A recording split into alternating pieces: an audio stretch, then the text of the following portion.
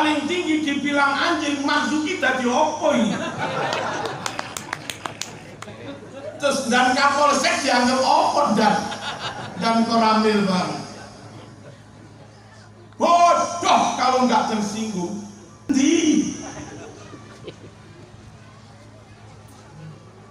Niki masyarakat lek boten kula tegesi gampang tertarik, gampang latah, lalu mereka lebih kau mahabbai daripada kiai, mereka lebih kau muliakan daripada kiai, mereka lebih kau percaya, lebih kau ikuti daripada kiai.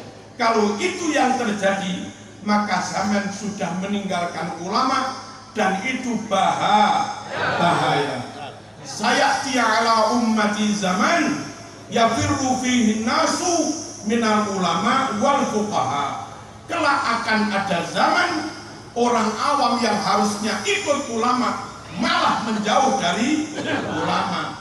Fayabtalihimullah bitalati baliyat. Gara-gara menjauh dari ulama, Allah memberi 3 musibah. Musibah pertama, yarfa'ullahul barakah min kasbihim. Kerjanya enggak barokah. Ya hari ini banyak orang-orang dulu swasta ngajar MI gajinya 300, tapi keluarganya sakinah, anaknya mondok, akhlaknya baik, ibadahnya tertib, keluarganya utuh. Sekarang lulus sertifikasi, tambah rezekinya. Sekarang lulus P3K, tambah rezekinya. PNS-nya banyak, tapi data di pengadilan agama sing pegatan juga semakin banyak.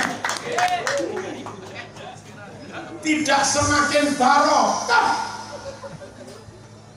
Penyebabnya yang nggak manut jauh dari kiai. Jauh dari kiai karena sana tampilnya lebih keren. Kita itu juga kadang pengen protes juga. Gus Bah yang alimnya kayak begitu, itu begini kok ya. Mbok iyalah sesekali Gus Bah coba gitu ya. Gus Dur yang alimnya kayak begitu. Kadang hanya pakai lengan pendek, kadang benih ini.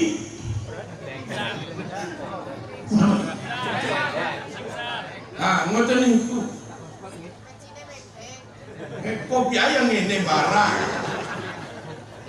Kita itu nggak mementingkan penampilan. Tapi mohon warga masyarakat jangan tertipu. Itu meskipun tampilannya kayak begitu, ngarang kita banyak. Itu meskipun tampilnya begitu, santrinya ribuan. Meskipun tampilnya begitu, malam tahajud. Cuma memang kiai nggak menampakkan itu di depan umum gitu loh. Dong? Paham ya? Allahumma shalli ala sayyidina Muhammad. Ikut kiai jangan ikut yang lain. Kalau ikut yang lain mereka rata-rata nggak ngalim meskipun berjubah, nggak ngalim meskipun pakai serban. Tadi di HP saya dapat share-sharean, mereka tampil di depan umum takbiran. Takbiran itu anak TK saja apal. Anak MI Madin apal. La ilaha illallah wahdah sadaqa wa'dah wa nasara 'abdah. Kita apal. Mereka itu ngerepek neng HP, kowe macane keliru. Tapi coba saya mending ikut kiai yang tampilnya biasa. Siang ngimami, pada duhur malah kitab, pada isya malah kitab, lalu ceramah di masyarakat, pada subuh malah kitab lagi. Meskipun tampilnya biasa daripada mereka yang malam cobaan, siang dodol ngewangi ning pasar. Ya bangga. Ya. Menang casing. Menang bungkus. Napa? Menang bungkus. Menang bungkus. Kalaupun katanya keturunan Nabi, mana buktinya? Kenapa kok minta bukti? Lah karena janggal. Orang beda bangsa, beda suku, beda marga, beda wajah, beda karakter. Lah kok ngaku keturunan Nabi ku kepri ben gitu. Saya mending lebih percaya pada kiai yang nggak mengandalkan nasab siapa-siapa, tapi nyatanya kealimannya luar biasa, gitu loh. Paham ya? Lalu nyun sewu, mereka juga rata-rata nggak mondok. Pondok Lirboyo hampir 100% wong pribumi, santri maupun ustadznya. Pondok Kloso hampir 100% pribumi, santri maupun ustadznya. Sehingga karena yang mondok rata-rata pribumi, kalau 30 tahun ke depan yang alim itu kaum pribumi, ya wajar. Memang yang mondok kaum pribumi. Lah dari mereka jarang yang mondok. Sukanya ya keliling-keliling sholawatan. Sukanya terus nyun sewu, sholawatannya pun berbayar. Berkah tanpa ilmu, berkah cekondi. Andai saya Prabowo, saya akan berkalimat seperti ini. Berkah tanpa ilmu ndasmu. Tapi saya duduk Prabowo, jadi nggak jadi ngucap ini. Loh, andai.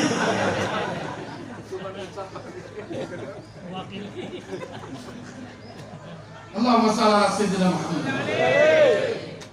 Nyata yang ngajar pondok itu wong Jawa, yang santrinya juga wong Jawa. Kalau sekarang yang alim wong pribumi, 30 tahun ke depan yang alim juga tetap kaum pribumi. Memang nyatanya begitu kaderisasi di pondok itu, transfer ilmu.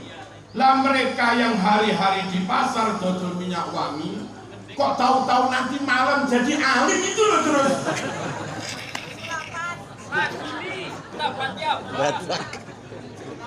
Terus keberi ben gitu. Halo? Manut kiai ya? Manut kiai mawon. Terus kiai itu sama-sama pribuminya, sama-sama Jawanya, ngomong umat dengan rasa. Dia tahu kalimat ini menyinggung, hindari. Ngomong sainnya cewek, kiai anjing. Ada yang begitu kan? Dan itu Kiai Ma'ruf Amin yang dimaksud itu. Rois Am PBNU, Ketua MUI Wapres, alim, dibilang anjing babi. Kalau kamu nggak tersinggung kebacut. Nggih. Bangsa kita dihina. Bahkan bukan hanya bangsa kita, kaum kita dihina.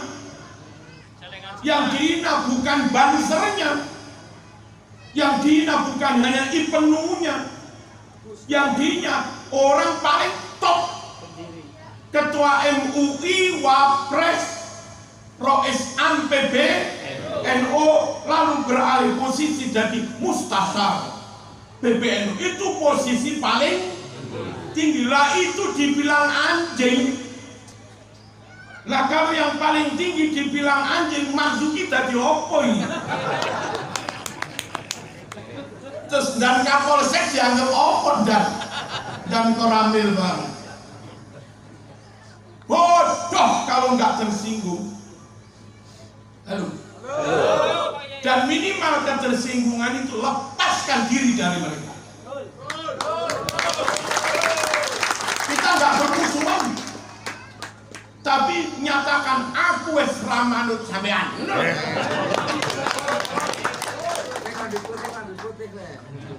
Allahumma shalli ala sayyidina Muhammad. Lalu ada pertanyaan Kiai.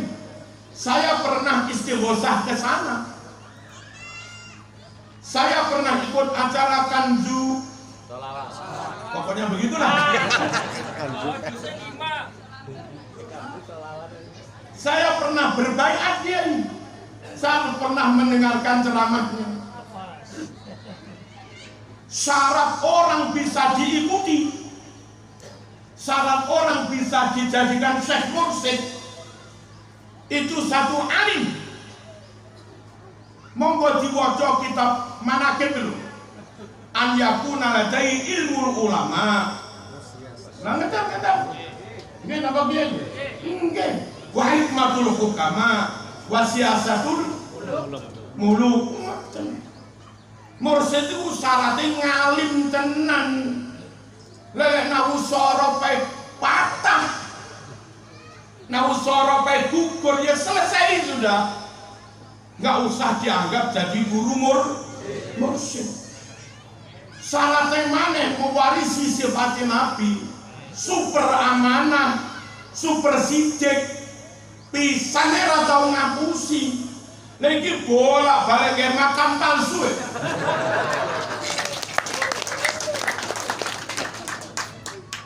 Lah kok dipercaya ya kebangetan tau.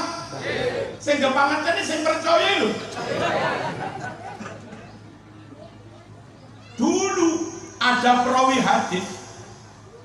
Imam Bukhari dapat hadis lalu dicek dari mana ini? Dari fulan.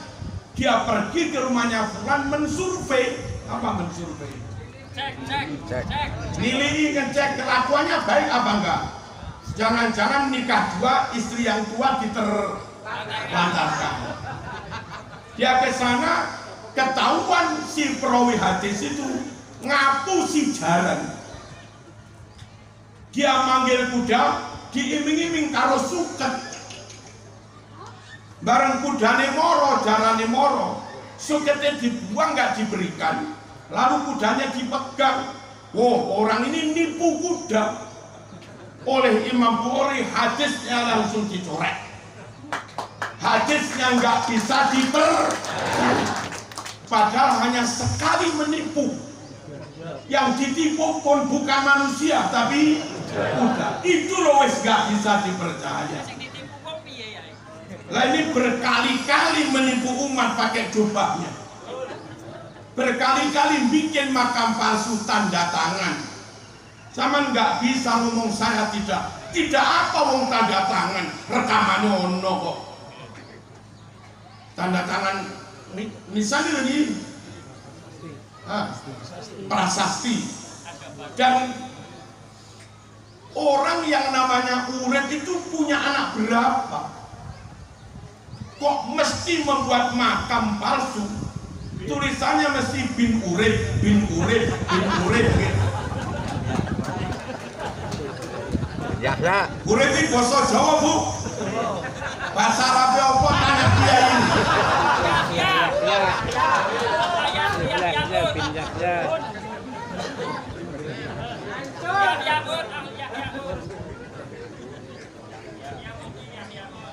Paham ya? Paham. Kita nggak ingin bermusuhan, tapi kita nggak mau ditipu. Ada ustadz mengatakan yang penting jaga persatuan, nggak usah bahas nasab.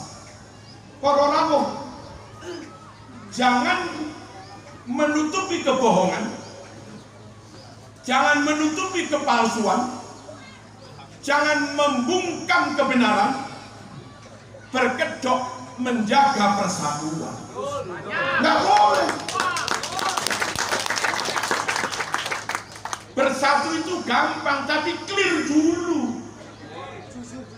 Kalau nggak clear dipaksa bersatu, itu ibarat api di dalam setan. Suatu waktu mesti muncul maneh, murup maneh. Clear dulu, kami memang bukan keturunan Nabi. Clear seperti itu gimana? Ayo bersatu. Dan kita duduk sama rendah, berdiri sama ini, nggak usah ngapus-ngapusi. Kalau sudah begitu bersatu gampang. Tapi kalau suruh bersatu lalu datang, you kalau nggak memberi saya nggak dapat syafaat. Terus maaf, kadang polisi jaksa direndahkan, diteror mentalnya, disidik atau ditanya di pengadilan. Woi, kamu jaksa, kamu tahu saya siapa? Yang keturunan Rasulullah, saya apa ini? Ya jaksanya wedi loh. Polisi yang mem-BAP juga wedi, khawatir kualat. Andai polisinya saya ditanya, yang keturunan Rasul, saya aneh apa ini? Tak jawab, lah aneh wala inti. Sopo keturunan ini? Aku ya duduk, kon ya duduk.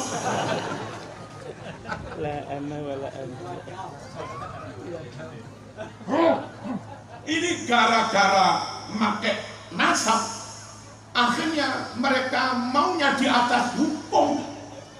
Padahal semua orang harus tunduk di bawah hukum, harusnya begitu. Dan kalau diteruskan bahaya. Di beberapa tempat sebagian di Madura katanya, itu kalau sudah punya istri cantik diminta, ya mau nggak mau ya diceraikan, monggo. Nanti dapat syafaat. Nah, syafaatnya kok sopo? Toko mbahmu sopo? Tanah bedi jangkep ya. Mbah kula Kanjeng Nabi Muhammad endi? Mbah kula Kanjeng Nabi endi, Bu? Endi buktine? Kenapa Marzuki minta bukti? Karena ada yang janggal. Orang bangsanya beda, sukunya beda, marganya beda, sifatnya beda, wajahnya beda. Lah kok ngaku keturunan itu kepriben. Janggalnya lagi, mereka menulis bernasab sampai Nabi itu mulai abad 9 Hijriah. Jadi kitab nasab sejak sebelum 9 Hijriah 800 tahun nggak ada satupun kitab nasab yang mencatat mereka keturunannya Rasulullah. Lah kok iso? Jawa Timur, Singosari, Malang, jaraknya dengan Empu Gandring sekitar 700 tahun. Jaraknya dengan Kenarok sekitar 700 tahun. Hari ini orang Singosari Malang sudah nggak bisa memastikan dirinya keturunan Kenarok karena nggak ada catatan. Nggak bisa memastikan dirinya keturunan Empu Gandring karena nggak ada catatan. Orang Mojokerto jaraknya dengan Patih Gajah Mada sekitar 600-an tahun, 650. Jaraknya dengan Hayamuro, jaraknya dengan Brawijaya 600-an sekian tahun. Wong Mojokerto yang jaraknya 600 tahun. Hari ini mereka nggak bisa memastikan saya keturunan Hayamuro karena nggak ada catatan. Mereka ketika itu dengan Nabi jaraknya 800 tahun lebih. Kok bisa tahu-tahu ngarang buku kami keturunan? Itu terus berdasar opo? Kata Pak Prabowo, dasmu. Lah ngono kok diper. Allahumma shalli ala sayyidina Muhammad. Janggalnya lagi ketika kita cek nasab mereka, nama bin fulan sampai Kanjeng Nabi, itu ditemukan dua kejanggalan. Kejanggalan pertama, jarak bapak dan anaknya dan selisih 3 tahun. Apa masuk akal? Halo. Ada yang kejanggalan kedua, lahirnya anak lebih dulu daripada lahirnya bapak. Nah kita disuruh percaya. Lalu ajarannya aneh-aneh. Katanya kakeknya bisa mengundurkan pesawat. Apa di zaman kakeknya sudah ada pesawat? Sangat nggak masuk akal. Nabi saja minta dihindarkan dari bentaannya mungkar nakir, minta dihindarkan dari siksa kubur. Ba'da tahiyat doanya, Allahumma inni a'udzubika min adabil qabri. Nabi wedi siksa kubur. Lah mereka katanya kakekane bisa bentak malaikat mungkar nakir, kakekane bisa memadamkan api.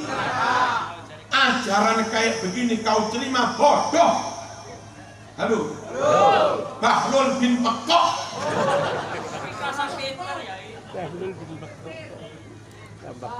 Paham ya? Kami pernah baiat ke sana dia. Kalau ternyata guru yang kamu dulu pernah baiat terbukti batal, batalnya satu nggak ngalim, batal kedua berkali-kali bohong berarti nggak amanah. Halo. Batal ketiga ajarannya halu, ajarannya khurafat. Batal keempat nasabnya bermasalah. Mosok anaknya lahir luwih dhisik timbang bapaknya. Nah kalau nyata dia kayak begitu, jangan segan-segan menyatakan saya lepas dari dia. Imamuna Imam Asy'ari, imam kita di bidang akidah, dulu berguru pada Al-Jubai, berguru pada Wasil bin Atok sekitar 10 tahun. Begitu dua guru itu menyimpang dari Ahlus Sunnah wal Jamaah dan ikut Jabariyah, ikut Mu'tazilah, Imam Asy'ari tegak menyatakan, hari ini saya menyatakan melepaskan diri dari guru saya seperti saya melepaskan baju. Kalau nanya dia, Imam Asy'ari sing wani meninggalkan guru niki bener apa kurang ajar? Bener. Meninggalkan guru dia suul adab kurang ajar apa bener? Kalau gurunya yang gak bener ya. Sama nek ngarani Imam Asy'ari kurang ajar, batal akidahmu. Wong dia imamnya Ahlus Sunnah wal Jamaah. Gimana? Nun sewu. Biyen Fir'aun yang mendidik Musa, yang membesarkan Musa, yang memfasilitasi Musa sampai besar. Tapi Fir'aun sesat, nggak ikut agamanya Nabi Musa, dilawan kok. Gimana melawan orang yang pernah berjasa? Batal ya batal. Meskipun pernah berjasa. Al-Jubai pernah ngajar Imam Asy'ari, Wasil bin Atok pernah ngajar, tapi batal, menyimpang dari Ahlus Sunnah wal Jamaah. Maka Imam Asy'ari pun melepaskan diri dan nggak salah. Kalaupun andai adab itu penting, sungguh akidah lebih penting begitu dong.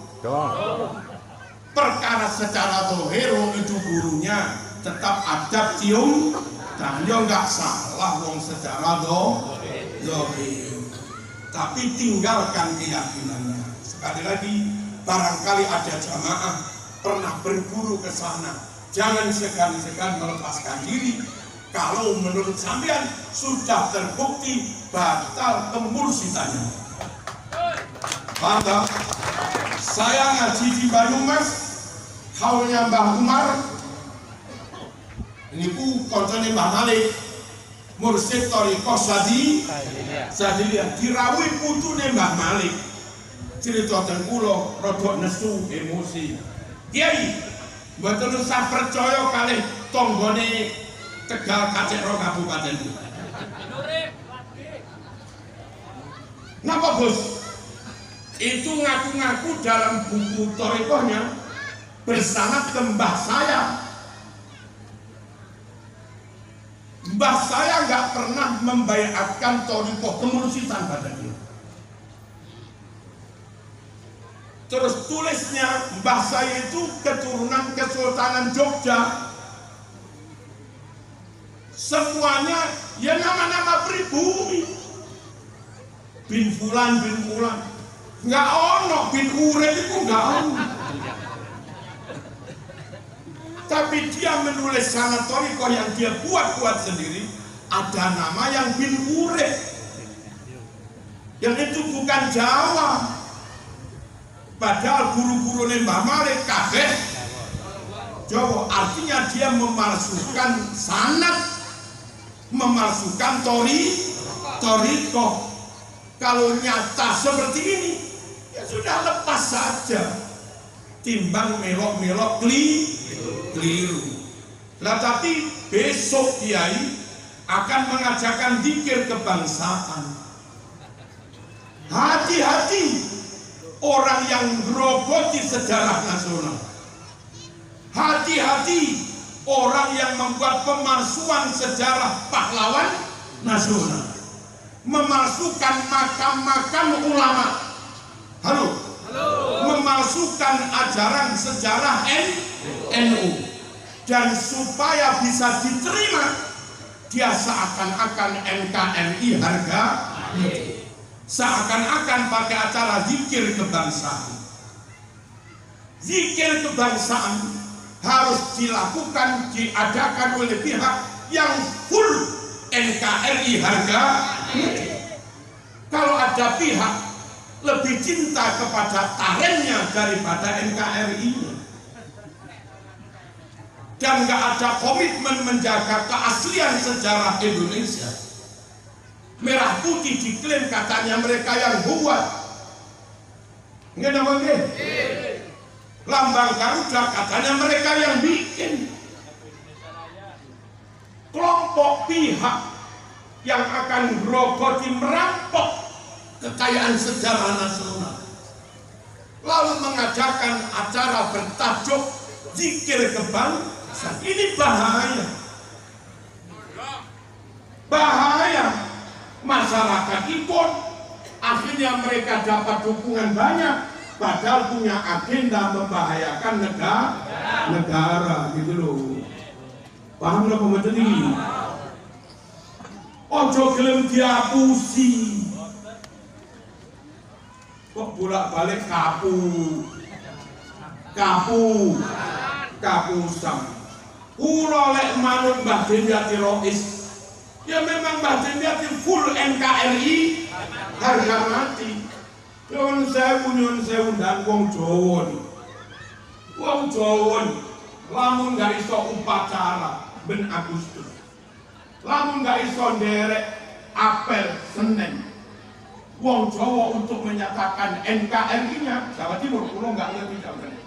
Lek ada omah teng apa ini? Teng Molo ini undang, itu diblebet bendera merah putih. Lah kaum sing ini gitu yang berhak mengadakan acara zikir nasional bertajuk zikir kebangsaan, zahir batin, gitu loh.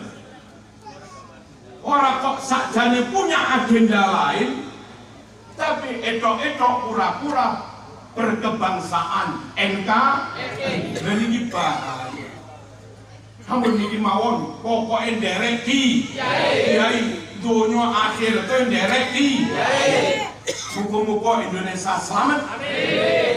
Terus kita juga selamat. Fit dunya hasanah wa fil akhirati hasanah wa qina adzabannar. Perlu tak ulangi kalimat saya, nggak ingin berpecah belah, tapi ayo jujur semua, ayo fair semua, ayo bloko suto semua. Jangan ada khianat, jangan ada kepalsuan, jangan ada kebohongan-pembohongan, jangan ada kemunafikan. Mari ber-NKRI lahir batin harga mati. Kalau sudah begitu, ayo bersatu. Kalau dipaksa bersatu dengan orang yang khianat pada EKI, punya agenda sendiri, dengan buka HP, ceramah dari yang gemuk yang Jakarta itu, yang gede itu, yang perutnya gede itu. Ya, apa ceramah? Saya dengar sendiri. Nanti kalau Indonesia sudah kita kuasai, mulai. Lah kowe sopo? Sing babat alas neng Jawa iki mbae sapa? Yang babat alas itu mbae wong Jawa, mbae wong pribumi. Maka yang berhak mewarisi tanah Jawa ya keturunan sing babat alas. Bukan orang lain. Lah ngerti ta? Ini termasuk Adipati Bojong niki keturunan Cirebon. Dan muka-muka masih ada darah dari Syarif Hidayatullah. Kalau benar ada darah dari Syarif Hidayatullah, berarti ada darah Rasulullah SAW. Asli. Ikut kiai, ikut ulama yang nasab dan sanadnya bersambung sampai Rasulullah, yang ilmu dan darahnya bersambung sampai Mbah Hasyim As'ari. Itu punya Mbah Canggah, namanya Mbah Jabar Tuban Singgahan. Mbah Jabar keturunan dari Mbah Sultan Benowo. Mbah Sultan Benowo keturunan dari Sultan Hadi Wijoyo Joko Tingkir. Dia keturunan Sunan Giri lewat Mbah Sunan Prapen. Wali Songo rata-rata keturunan Kanjeng Nabi. Ikut kiai-kiai sakjane ikut orang yang diam-diam ilmu dari darahnya, sanad dan nasabnya bersambung sampai Rasulullah. Jangan beralih kepada orang yang ilmunya enggak, nasabnya juga sanadnya enggak, nasabnya juga enggak. Ojo. Al-Fatihah.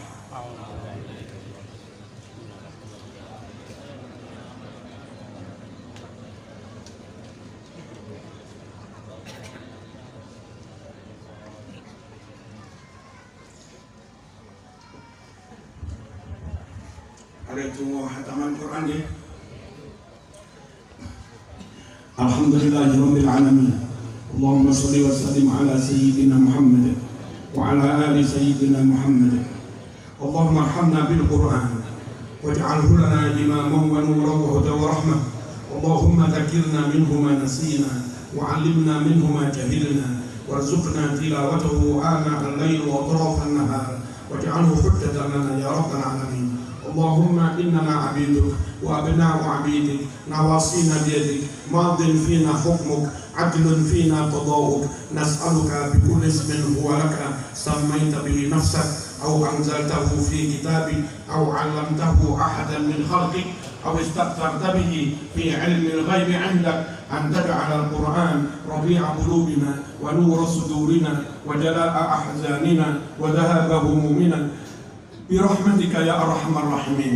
اللهم اهدنا بهداية القرآن ونجنا من النار بكرامات القرآن وادخلنا الجنة مع القرآن.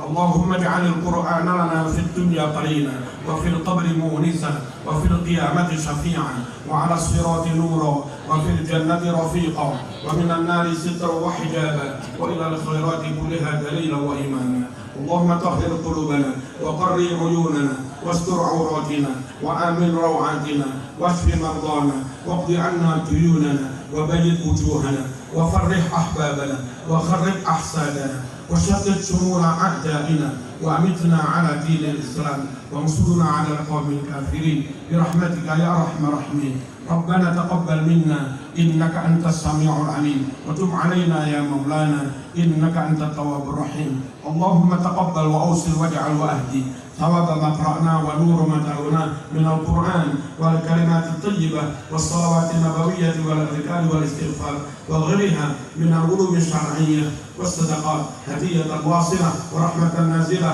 وبركة شاملة وصدقة متقبلة. نهدي ذلك ونقدمه إلى سيدنا